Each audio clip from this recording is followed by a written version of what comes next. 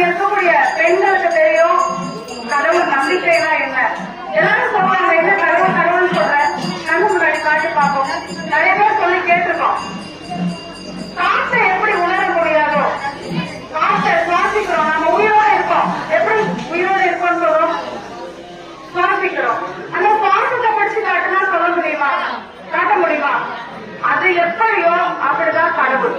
கடவுள் நம்பிக்கையும் நம்மளுடைய உணர்வோடையும் காற்றோடையும் உடம்போடையும் உடலோடையும் கலந்தது. அதை பிரிச்சு தனியா காட்டீங்கன்னா காட்ட முடியாது.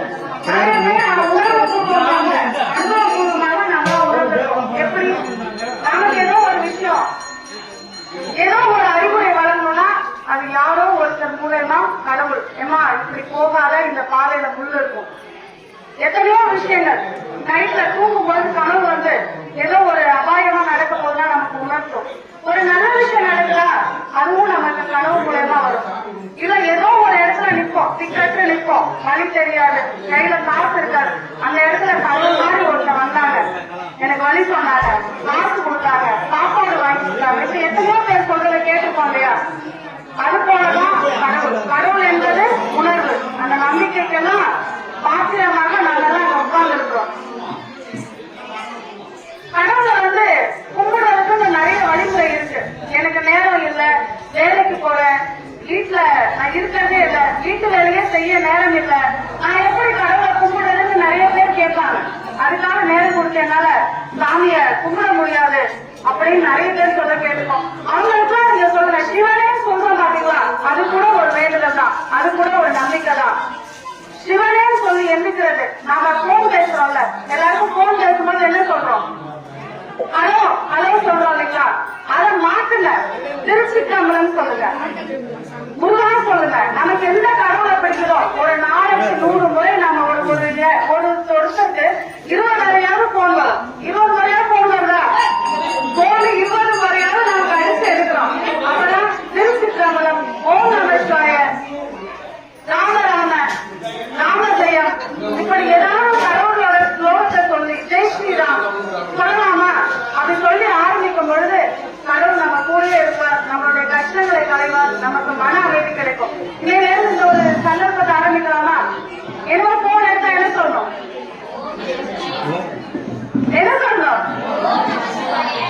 ஓம் நமச்சிவாய, ஜெய் ஸ்ரீராம், முருகா சொல்லுங்க, முருகா சொல்லலாமா? சொல்லுங்க முருகா. எப்படி ஐயப்பன் கோயில் பெண்கள்லாம் ஒரு சந்தர்ப்பம் இருக்கணும். ஐயப்பன் கோயிலுக்கு நம்ம மாலை போட முடியாது, வயசு பிள்ளைங்க மாலை போட முடியாது. ஐயப்பன் கோயிலுக்கு சின்ன பிள்ளைங்களும் வயசானவங்க தான் போடுவாங்க. அதே மாதிரி ஆண்கள் போடுவாங்க. அவங்க அந்த ஒரு மாசம் என்ன ஆயிடுவாங்க? சாமி ஆயிடுவாங்க. எல்லாரையும் சாமி சொல்லுங்க. சின்ன வயசு பையனாலும் சாமி, பெரியவங்களாலும் சாமி, சாமி சாமி சாமி சாமி சொல்றாங்கல்ல. நம்ம சொல்லக்கூடாதா? எப்பவுமே சொன்னால நம்ம தானே சாமி கும்பிடுறோம். அதனால ஓம் நமச்சிவாய சொல்லுவோமா? பெண்களை என்ன சொல்லணும்? கோவில்கா ஓம் நமச்சிவாய, ஜெய் ஸ்ரீராம். மாலை போடுறப்ப மட்டும் இல்ல, எப்பவுமே நம்ம சொல்லலாம். சொல்லலாமா? அதனால இந்த வார்த்தைகள், ஒரு சொல் நம்ம வாழ்க்கையை மாற்றும், ஒரு சொல் நம்மளுடைய வாழ்க்கையை உயர்த்தும், ஒரு சொல் நமக்கு மனநிலையை கொடுக்கும்.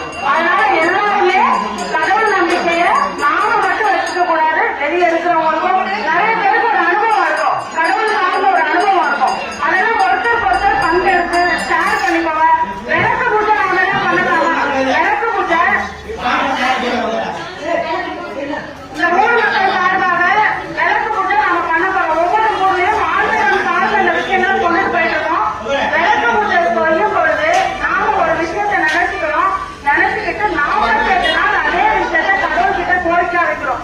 வேலை கிடைக்கணும், இல்ல எனக்கு நோய் தீரணும், ஏதோ ஒரு விஷயம் நாம மனசுல எடுத்துக்கல, என் பையன் நல்லா படிக்கணும், இல்ல தண்ணி அடிக்கிற எங்க வீட்டுக்காரர் சரியாகணும், இப்ப ஏதோ ஒரு விஷயத்த ஒரு சந்தர்ப்பமா எடுத்துட்டு இந்த விளக்கு பூஜை நம்ம பண்ணிட்டு 48 நாள் அதே கோரிக்கை கடவுள் கிட்ட வைக்கிறோம். வச்சோம்னா கண்டிப்பா அவருக்கு கடவுள் துணை இருப்பார், அந்த விஷயத்த நிறைவேற்றி கொடுப்பார். செய்யலாமா?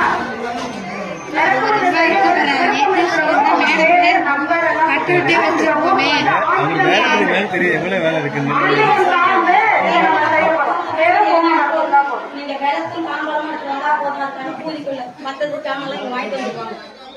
சரி, இப்ப நம்ம எல்லாம் பால் கூட இருக்கோம். டெய்லியுமே நிறைய விஷயம் நம்ம எல்லாம் எடுத்துருவோம். ஓம் நம சிவாய. ஓம் நம சிவாய. ஜெய் பாக்கியம். என்ன சொல்லலாம்? ஓம் சக்தி. ஜெய் வீரகாளியம்மா.